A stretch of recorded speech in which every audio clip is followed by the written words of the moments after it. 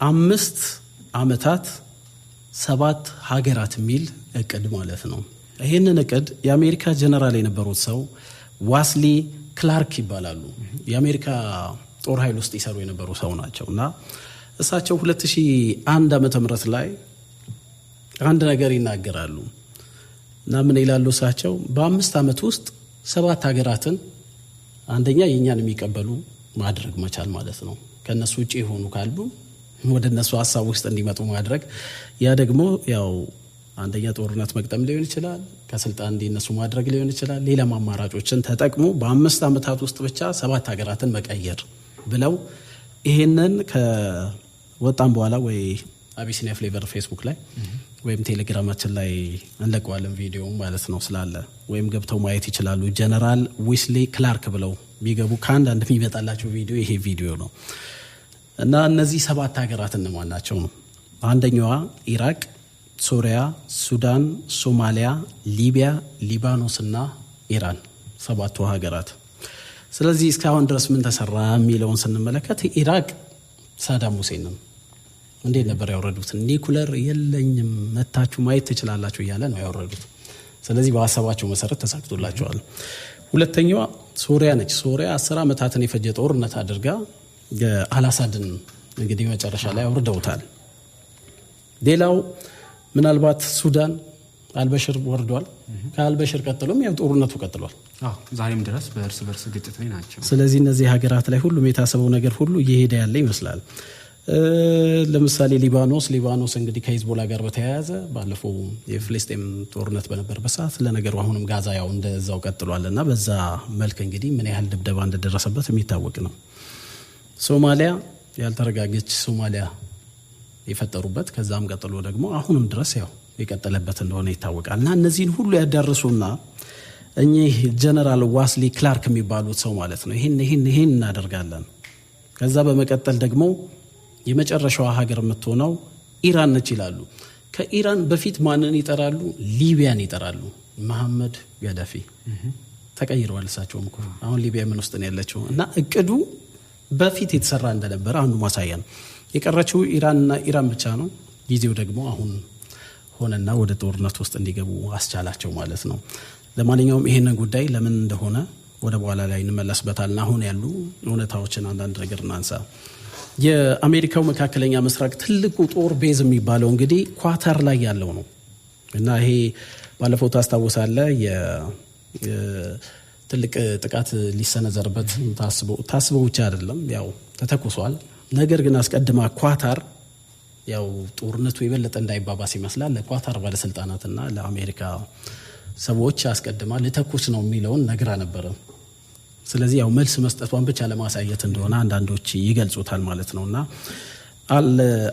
አልዋዳዲ ይባላል ይሄ የአሜሪካ የጦር መንደር እንግዲህ 19 ሚሳኤሎች አካባቢ ነው ተወንጭፏል ያሉት። አንዳንዶቹ 9 አንዳንዱ 10 አድርሶታል። ለማንኛውም በዛ መልክ ነው እና ኳታር ውስጥ የነበረው ይሄ ቤዝ 1996 ዓመተ ምህረት ላይ ነው የተገነባው።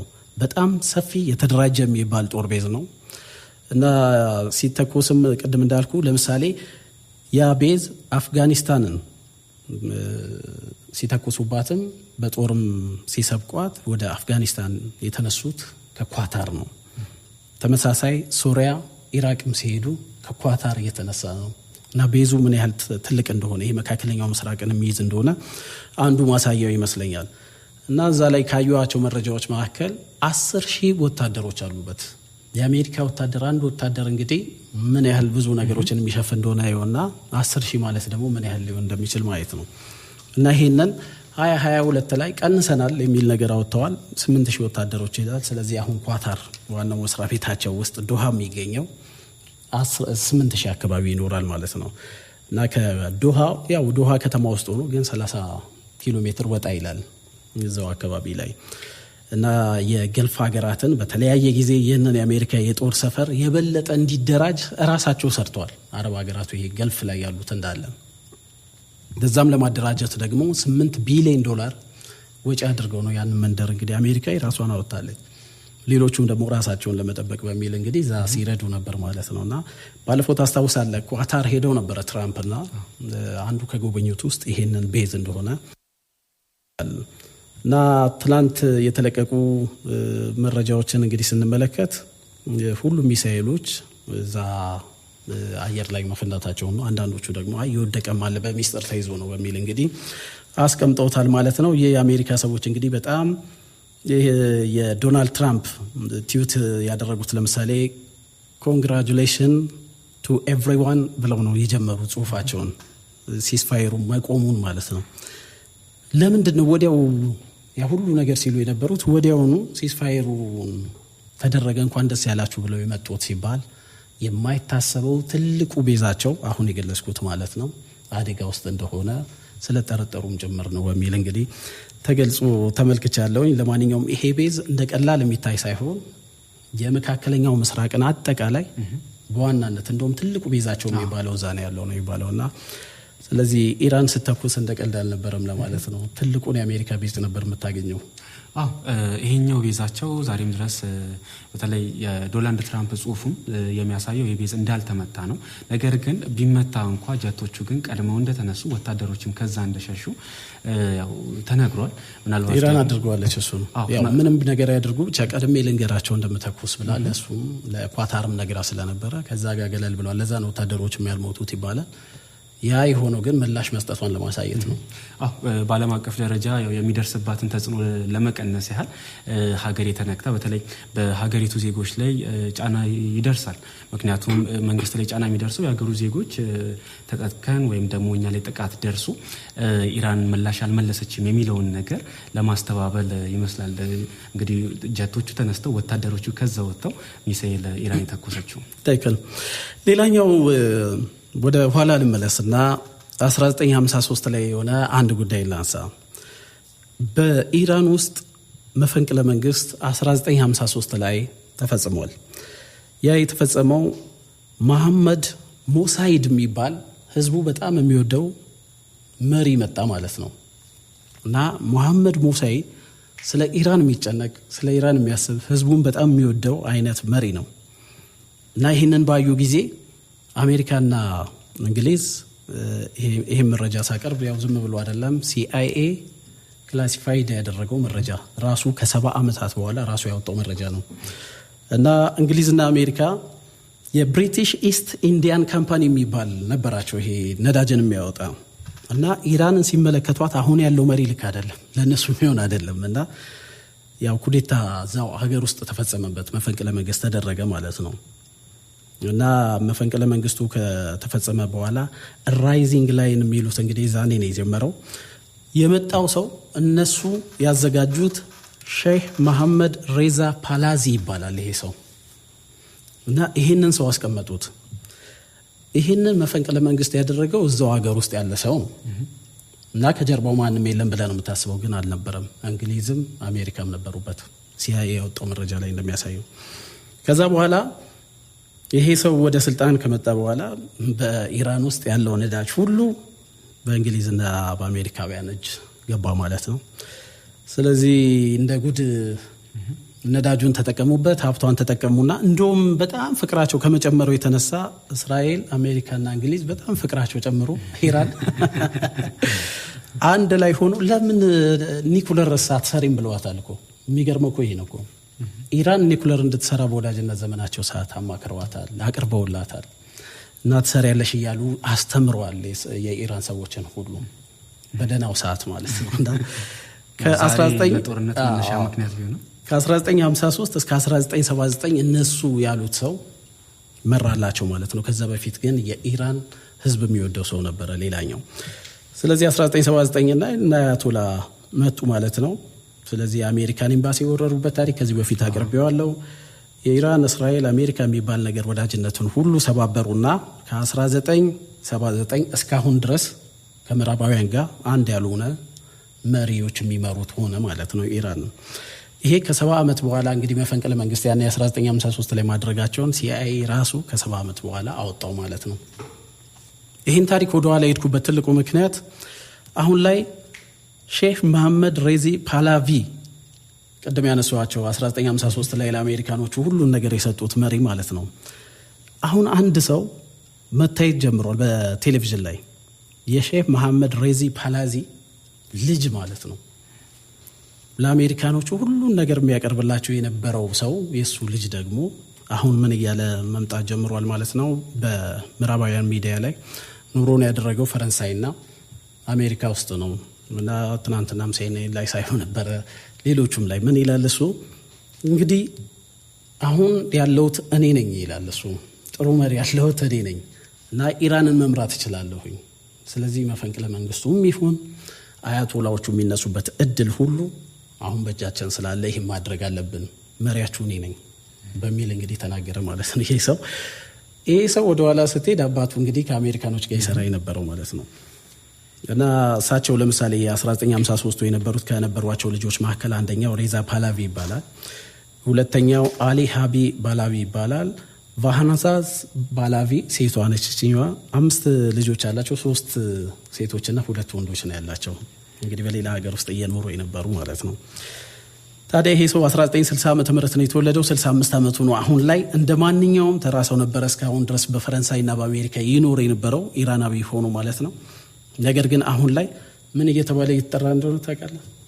ልዑሉ ፓላቪ እየተባለ ነው። ልዑል የኢራን ልዑል እየተባለ እየተጠራ ነው። ስለዚህ ሊያነግሱት የነበረው እሱን ነው በሚል እንግዲህ አንዳንዶች ያስቀምጡታል። በሌላ በኩል እንግዲህ እነዚህ በኢራንና በሌላው ዓለም ላይ ያሉ ሚዲያዎች አንዱ የሚዘግቡት ይሄ ነው። በአሜሪካና በሌሎች ደግሞ እኛ ሌላው አይደለም ኒኩለር መሰራት የለበትም በሚል ደግሞ በሌላው በኩል እንደሚነሳ የሚታወቅ ነው እና ፖለቲኮ የተባለ ጋዜጣ ስለዚህ ሰው በዝርዝር አውጥቶታል ማለት ነው እና ትራምፕ ይህንን ሰው ደ ክራውን ኦፍ ኢራን ብለው ሁሉ ጠርተው ታይተዋል እና ይሄ ሰው እንግዲህ ቀድሞውን ለመመለስ የሚያደርግ ይመስላል በሚል እንግዲህ ያስቀምጠውታል ማለት ነው። ብዙ ነገሮች የተነሳ ነው። ልዑሉ ፓላቪ ስለሱ ጉዳይ የተነሳ ነው። ከዛ ባለፈ ደግሞ አያቶላው ትናንትና የተናገሩት አለ የቀረው ነጻነት ቀን ትናንትና የነጻነት ቀናቸው ላይ እንግዲህ በኢራን ውስጥ አያቶላው ንግግር አድርገዋልና ንግግራቸው በጣም ጠንከር ያለ ነበረ። ምንድነው የሚሉት? ልክ አረብ ሀገራት ስሙኝ ይላሉ በዛ ንግግራቸው ውስጥ እና እኛ ላይ ዛሬ የደረሰብን ነገር ሁሉ እናንተ ላይ መድረሱ አይቀርም በሚል እንግዲህ ገልጸዋል። በኢራን ስልጣንን ለመቀየር የታለመ ነበረ ይላሉ እሳቸው። እናም እስራኤሎች በእኛ ላይ ያደረጉት ነገር ሁሉ ስትመለከቱ ነበር። ምንም አስተያየት ያልሰጣችሁ ናችሁ። ነገር ግን ነገ እናንተ ላይ መድረሱ የማይቀር ነገር ነው። ይሄ ደግሞ ማለት ይላሉ እሳቸው አንድም በምድርም ሌላም በሌላኛው ዓለም ከሞት በኋላ ባለውም ደግሞ ተጠያቂ ናችሁ በሚል እንግዲህ አስቀምጠውታልና ግንባራችሁ ላይ ምልክት አለ ይሄን ያላላችሁ በሚልም እሳቸው ተናግረዋል። ያው ዞሮ ዞሮ የተፈለገው እኛን ለመቀየር ነው በሚል እንግዲህ ገልጸዋል ማለት ነው። የኢራን ሱፕሪም ሊደር እንግዲህ እሳቸው እንደውም አንድ የተናገሩት ምንድነው እኛ ለምሳሌ ከስልጣን ኮረድን ወይም ተገለን ብንወርድ ምን አይነት ነገር የሚመጣ ይመስላችኋል አሉ። ምክንያቱም የኢራንን ባህል እና ሀብቷን የሚወስድ ስልጣን ላይ መውጣቱ የማይቀር ነው በሚል እንግዲህ ንግግራቸው ጭብጨባና ብዙ የነበረበት እንደሆነ ገልጸዋል። በነገራችን ላይ ትናንትና በዚህ ንግግራቸው ላይ ተገለዋል የተባሉ ጀነራሎች በእስራኤሎች ተገለዋል የተባሉት ታይተዋል። ከዛ በኋላ ብሬኪንግ ኒውስ ሆኖ ሁሉ ወጥቷል እና ያልተገደሉም እንዳሉ ያሳያል ማለት ነው። እሺ ወደ ሌላኛው ደግሞ ስናልፍ የአሜሪካ ቦምቦች የኢራን የኒኩሌር ኃይልን አጥፍተዋል ወይስ አላጠፉም ነው ሌላኛው ጥያቄ። እንግዲህ በሁለት መልኩ ስንመለከተው የአሜሪካ መከላከያ ሚኒስቴር አንድ መረጃ እዛው መለዋወጥ ይጀምራል። የአሜሪካ መከላከያ ሚኒስቴር ማለት ነው። በዚህ ልውውጥ መሃል ይሄ መረጃ አፈትልኮ ለኤቢሲ ኒውስ ደረሰው እና ኤቢሲ ኒውስ ደግሞ ይሄን ለቀቀው ማለት ነው። ምን ይላል እዛ መረጃ ላይ? የኢራን ኒኩለር አልተመታም፣ ከላይ ያለው ኢንፍራስትራክቸር ነው የተመታው። እሱ ደግሞ 1 ወር 2 ወር ያህል ቆይታ አድርገው መመለስ የሚችሉት ነው በሚል እንግዲህ ያ መረጃ በድንገት በሚስጥር ወጣ ማለት ነው እና እነ ትራምፕ ሲሉት የነበረው አልሆነም ማለት ነው በሚል እንግዲህ ሁሉ መራገብ ሲጀምር ወዲያው ትራምፕ ደግሞ ትዩት ማድረግ ጀመሩ። እሳቸውም ምንድን ያሉት? እሳቸው ደግሞ የወደቀው ኒውዮርክ ታይምስ፣ የወደቀው CNN እና ሌሎችም ሚዲያዎች ሐሰተኛ መረጃን እያሰራጩ ይገኛሉ። በአሁን ሰዓት ላይ እንደሚሉት አይደለም ተመቷል በሚል እንግዲህ አስቀምጠውታል። እሳቸው ደግሞ እና በሁለቱ መሀል ያለው ልዩነት ተመቷል አልተመታም፣ እስቲ የትኛውን ለመውሰድ ይመቻል? ከመከላከያ የወጣው ወይስ ከትራምፕ? ይህን እንግዲህ ለአድማጮች እንተዋለን ማለት ነው። እዚህ ላይ የምታነሳው ካለ አንድ መጨረሻ ጨምራለሁ። ምናልባት ከዚህ ጋር በተያያዘ ዓለም አቀፍ ጉዳዮች ዛሬም ድረስ ራሱ እየዘገቡት የሚገኙት ይህን ጉዳይ ነው።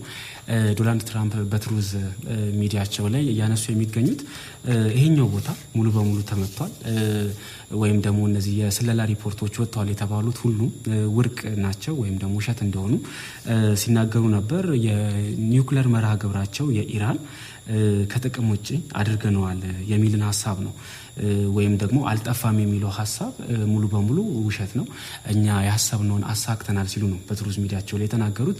ነገር ግን አሁን እንዳልከው ኤቢሲ ኒውስም ሌሎችም የስለላ ተቋማት አወጡት እየተባለ ባለው መረጃ ከሆነ ግን የኢራን የኒውክሌር መርሃ ግብሯ ቦታዎቿ ከላይ ያሉት ቦታዎች ናቸው እንጂ የተመቱት ወደ ውስጥ ያሉ ነገሮች እንዳልተመቱም የተገለጸ ነው የሚገኘው።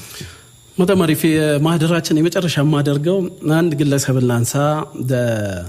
ጋርድ ቼዝ ቦርድ የሚባል አንድ መጽሐፍ አለና ይሄንን የጻፈው ሰው የካርዚኪን ይባላል ሰውየው ጸሐፊው ማለት ነው። እና የአሜሪካ ስትራቴጂ ነዳፊ የሆነ ሰው ነው ተብሎ ይነገርለታል ይሄ ሰውና እዚህ መጽሐፍ ላይ ያስቀመጠው ነገር አሁን አሜሪካ የምትመራበት ነው ብሎ አንዳንዶቹ ሲጽፉም ተመልክተናልና ስትራቴጂስት ሰው ስለነበረ ይሄ አሜሪካን በተለይ በውጭ ጉዳዮች ላይ ያላትን አቋም ምን መሆን አለበት ብሎ የሚያማክርም ጭምር የነበረ ሰው ነው። አሁን በህይወት የለም ይሄ ሰውና ጋርደን ቼዝ ቦርድ ይባላል ይሄ መጽሐፍ። ካገኙት አድማጮች ያንብቡበት። እዛ ውስጥ እንግዲህ የራስህን ሀሳቦች አይደል ባላንስ እየሰራ ማንበብ ነው እና እሱ ከሚላቸው ነገሮች አንዱ መካከል በዓለም ላይ ይላል ዩኒ የሆነ ፖላር ይሄ ፓወር ለምሳሌ በ1960ዎቹ እና 70ዎቹ በተመለከተ ሶቪየት ህብረትና አሜሪካ አሉ አይደል ለሁለት የተከፈለ ነው። ስለዚህ ዓለማችን በሁለት ነገር መመራት የለባትም። ጠቅልላ መያዝ ያለባት አሜሪካና አሜሪካ ብቻ ነች። ስለዚህ ሌላ ተቀናቃኝ የሚባል ነገር ሊኖር አይገባም ይላል እዛ መጽሐፍ ላይ እና ኦኬ እሱን ለማድረግስ ምን ማድረግ አለብን ይላል እና መጽሐፉም እንዴት ነው የሚገልጸው? ለምሳሌ በአንድ ሀገር ላይ ይላል በእኛ ሀሳብ ውስጥ ማሄድ ካለ ቶሎ ማውረድ፣ በእኛ ሀሳብ ውስጥ ከሌለ መገደልም ጭምር ሊሆን ይችላል ይላል። ስለዚህ በብዙ ሀገራት ላይ እየተፈጸመ ያለ ይመስላል አይደለ? ልክ እንደዛ ብሎ ይገልጸዋልና ለኛ ትልቁ the most dangerous ይላል እዛ መጽሐፉ ላይ እና አደገኛው ነገር ለኛ ራሻ፣ ቻይና እና ኢራን ከተገናኙ ነው። ስለዚህ እነሱ እንዳይገናኙ ማድረግ አለብን ደግሞ ይላል ይሄ ሰው በጽሁፉ ላይ። the guard chess board መጽሐፍ ሊመለከቱት ይችላሉ። እዛ ላይ የአሜሪካ በጣም ወሳኝ የውጭ ግንኙነትን የሚያቅሰው ነው ተብሎ የጻፈው መጽሐፍ ነው። ለማንኛውም ስለዚህ መጽሐፍ ሌላ ጊዜ እናነሳለን። ስለዚህ ዓለማችን በተዘጋጀ ነገር ውስጥ ያለ ይመስላል አይደል? ድንገታዊ አይደለም አብዛኛዎቹ ለማለት ነው። የዓለማችን አካሄዷ በእቅድ እየሄዱ ያለ ነው የሚመስለው። በነገራችን ላይ ያለፉት ጊዜያቶችን ብንመለከት አሁንም ላይ የሆኑ ያሉ ነገሮች ከዚሁ የተለያዩ ነገሮች አይደሉም። ለምሳሌ እንጥቀስ። ከአሜሪካ የእሷን ሀሳብ ማያስማሙ ወይም ደግሞ ምዕራባውያን ከነሱ ሀሳብ ጋር የማያስማሙት ሁለት አማራጭ ነው ያላቸው። የመጀመሪያው መስማማት ነው፣ ሁለተኛው ደግሞ መነሳት ነው። ይህን ሁለቱን አካሄድ ነው የሚከተሉት እና ሀሳብ ያቀርቡላቸዋል። እነሱ የሚፈልጉትን እነሱ እንዲሄዱ ያቀዱትን እቅድ ያንን ነገር ግን አንቀበልም የሚሉ ከሆነ ደግሞ አሁን እንደተባለው አያቶላውንም እስከ ማንሳት የሚባለውን መንገድ የሚከተሉ ይሆናሉ። ይህኛውን ለማየት ለምሳሌ ከቡርኪና ፋሶ እንነሳ። ከቶማስ ሳንካራ ጊዜ ጀምሮ ብንነሳ ቶማስ ሳንካራ ለቡርኪና ፋሶ የሚጠቅሙ ነገሮችን አበረከታለሁ፣ እንዲሁም ደግሞ ያለንን ሀብት እኛው እንጠቀማለን። ከዛም ባለፈ ሌሎች በርካታ ነገሮች የአፍሪካን ነገር ለአፍሪካ መጠቀም የሚባሉ ሀሳቦችን ሲያነሳ ነበር። በተቃራኒው ምዕራባውያን በተለይ ደግሞ ፈረንሳይ አይ ሀብቴ የኔ ነው ቡርኪና ፋሶ ውስጥ ያለው ሀብት የኔ ሀብት ነው የሚል እሳቤ ነው ያላት እና ይሄኛውን ባለመቀበሉ ብቻ ወይ ሀሳቡን ተቀበል ካልሆነም ተብሎ ያው በአራተኛው ዓመት ሊሞት ይችላል። በዚህኛውም ጊዜ እኮ ብንመለከት ትራኦሬም ተመሳሳይ ነው። ካፒቴን ኢብራሂም ትራኦሬንም ብናነሳው ተመሳሳይ የሆኑ ነገሮችን ነው የተመለከተን ያለ ነው። በተደጋጋሚ ሀሳቦች ይቀርቡለታል የእነሱን ሀሳብ እንዲያስፈጽም። ነገር ግን ኢብራሂም ትራኦሬ ያንን ባለመቀበሉ ከ20 ጊዜ በላይ ይሆናል ተደጋጋሚ የግድያ ሙከራዎች ሲደረጉበት የነበረው። ስለዚህ ከምዕራባውያን በተቃራኒ ይቆማለሁ ሲባል የሚሄዱበት ርቀት ምን ያህል ደረጃ እንደሆነና የዓለማችን አካሄድ ምን እንደሆነ የሚያሳይ ይሆናል። ያው የሶቪየት ህብረት መበታተንን እንኳን ለዚህ እንደ ማሳያ ልንወስድ እንችላለን ማለት ነው። የኢራኑ አያቶላው ግን በዚህኛው ይነሳሉ አይነሱም? ያው ጊዜ የሚፈተው ይሆናል። ባለፈው ሰኞ ዕለት ይመስለኛል አይደል ሲምፕሰን ያቀርብ ነው አርብ ዕለት ወይም ሰኞ ይመስለኛል የሲምፕሰን ፊልም ላይ ሰኞ ዕለት እና ባለፉት ጊዜያት ላይ እዛ ፊልም ላይ የተሰሩና አሁን ላይ ይደረጋሉ ተብሎ የሚታሰቡ ብለን የኢራንን ብቻ ነጥለን አውጥተን ስናነሳ ነበርና መጨረሻ ላይ ይሄ ሆኗል አለና የቀረው አረብ ሀገራት ላይ ያሉ የአሜሪካ ቤዞች መመታትና ፎቆች ሲፈራረሱ መታየት ነው እና ሰላማዊ ሰልፍ አሜሪካ ውስጥ መውጣት ነው ብለን ነበር ሰኞ ዕለት ሄድ ነው። ምክንያቱም ሲምፕሰን እሱን ገምቷል ሳይሆን ያው ሀሳብ እሱን እቅዳቸውን በፊት ተመውተዋል። እሱን ብለን በወጣን ነው አይደል በማግስቱ ያው ኳታር ላይና ኢራቅና